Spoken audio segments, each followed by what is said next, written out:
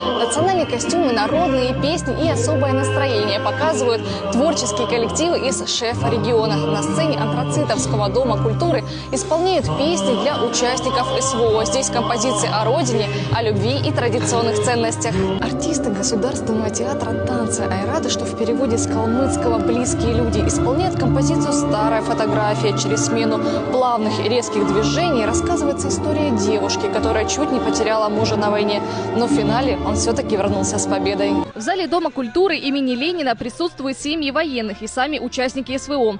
Один из зрителей с позывным «Тим» впервые пришел на подобный концерт. Мужчина из Таганрога за год службы видел разное, но концерт вызывает особо сильные эмоции. Мне все номера очень понравились. От некоторых слезы на глазах. То есть душевно и очень приятно. Более 5 коллективов, песенных ансамблей и солистов симфонических оркестров, танцевальных объединений и заслуженных артистов рассказали через искусство о традициях региона-побратима Калмыкии.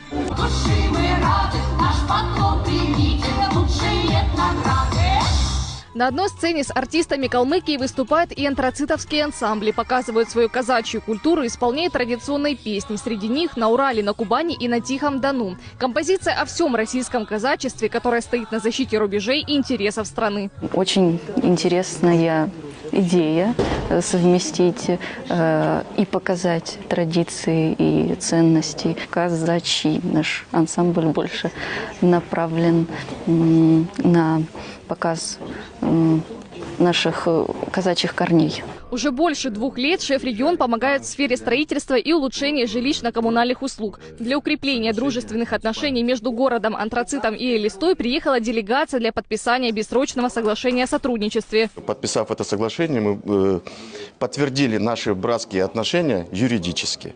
Поэтому будем двигаться дальше, вперед, на большой скорости.